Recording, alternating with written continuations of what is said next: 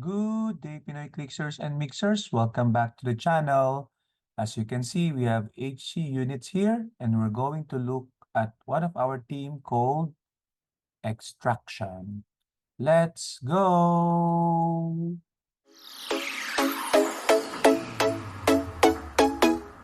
Okay, so we have here a Pinoy Heroclix team build named Extraction. Okay, so you can see this is 300 points, not really golden, but modern age. And it centers around Kate Pride from the X-Men X of Swords set. Okay, so if you are not familiar with Kate Pride, so this is what she does. So she is a mission point character. Okay, specifically, she gains mission points via the trait, the Marauders will get you home. When friendly characters with the Marauders keyword have free, if this effect has not been used this turn, and if this character occupies an opposing player's starting area, generate a stranded mutant bystander. Okay, so it's a bit risky because you have to go to your opposing player's starting area. Okay, meaning you need to move across the map, and then you have to uh, be a character with the Marauders keyword. Okay, unfortunately, there's not a lot of Marauders keyword in Modern at the moment. Okay, so the associated units for her is the Stranded Mutant, and you can see that the Stranded Mutant bystander can only be generated by Kate Price. The Marauders will get you home trait. So if free, if Stranded Mutant occupies your starting area, remove it from the game and gain 4 mission points. So 4 mission points, so we need, I think we need 20, so 5 Stranded Mutants to succeed in our strategy. Okay, so you can see that there are other members of the 300-point team. This is an X-Men team. Okay, so that we benefit with the use of the Scott Porters. Okay, so we're not gonna talk about some of the figures, but we're going to look at Kate Pride, and she's gonna be wearing the Warlock sword, okay, which grants her uh, plasticity, Blades Claws, Fangs, and Shape Change. So she already has Blades Claw Fang from her special attack, okay, but she loses it towards the end. Okay. Uh-huh. That's why we want the Blades Claws all throughout the dial. That will be given by the sword. Okay, but the Warlock, we need it for the shape change. Okay, so we want Kate Pride to survive because she is the one that triggers the trait. So she will have shape change from Warlock. She has senses naturally. Uh, uh, she does have facing teleport and fly, so she doesn't need plasticity. But if we need to tie up opposing characters, that can be useful. Okay, but uh, she needs to survive long enough for us to make all the standard mutant bystanders. Okay, so if ever she gets KO'd, then we will be using Wonder Woman Dark Metals uh, reincarnation trait. Okay, where is it? This one, Queen of the Underworld. Okay, that once per game, you can un-KO. Okay, so click turn the KO'd figure to the last non-KO click, then roll a d6 and heal them equal to the half the result. Okay, so that would give a second life to Kate Pride if ever she gets KO'd. Okay. Mr. Sinister is also part of the team because he is a marauder. Okay. And naturally, he has shape change. The good thing about his shape change is that when he succeeds, he can't be attacked this turn. So it's a turn long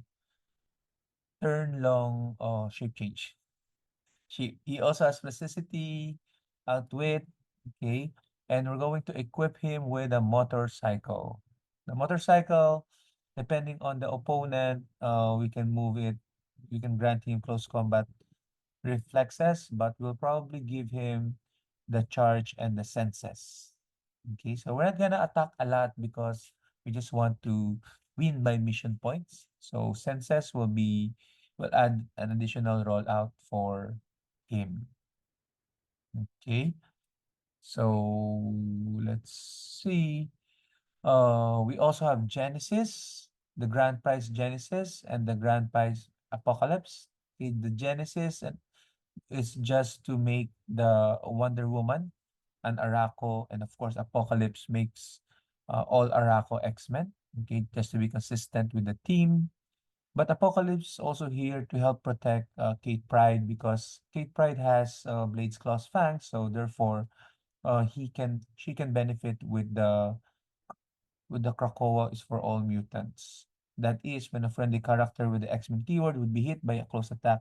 If they can use Blaze Claws Fangs, they may roll a d6. If they do, and the result is greater than the attacker's printed damage value, they evade the attack. So another rollout for Kate Pride.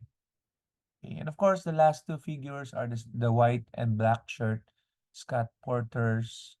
Okay, so the white would probably be equipped with call this with a ring. Okay, one of the rings so that he can generate um barriers, okay, or stop sign that can generate barriers, okay, or because of the prob, okay, so that will be very useful.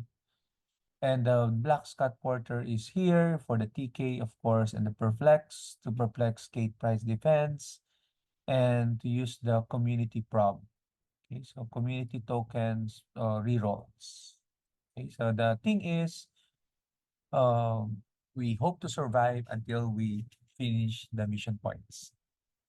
For the tarot deck, I identified here the priestess, okay, so that we can reroll all our shape change, senses, leadership, and even the apocalypse rollout.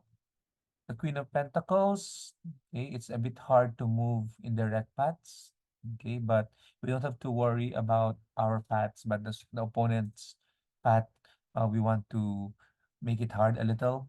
Okay. The Queen of Wands will also be used. This would increase the D6 roll by +1 to benefit our rollouts. The Seven of Wands, shape change, okay, increased by +1. We need that. Ace of Cups for the Super Senses +1. The Seven of Cups will be for Mastermind. Okay, we're using this because the Stranded Mutant themselves have a Mastermind. Okay, so they can choose the Marauder's keyword character. So we just extended to 6 with that Ace of Cups, Seven of Cups cards rather. And the Stranded Mutants also have shape change. So increasing that rollout is good. For the swords, there's nothing in particular I would use because it doesn't benefit the team so much. So I just use your pulse wave so that Scott Porter white shirt can do his thing with pulse wave. Is that true? Yeah, pulse wave. Okay, but doesn't target friendly characters. Okay. Uh and then a couple more Arcana cards, Hermit. When this card is put into play, each player places a friendly character from anywhere on the map into their starting area. And we're gonna use that hopefully when we've generated a stranded mutant because again, from the opponent's starting side, we can immediately put it to our own starting area. Okay, automatic 4 points if the timing is right. And finally, the Star Tarot card to make all the ones into a 6, increasing our rollout, and then preventing critical misses and all of that. So this particular team was inspired by Kim. Kim, one of the Pinoy Heroclix players here in the country. He actually beat me with a version of this extraction team. So I wanted to make my own version. And hopefully I can play test this in a weekly tournament soon. So share your thoughts in the comments below. And until next time, mutants, Bye-bye.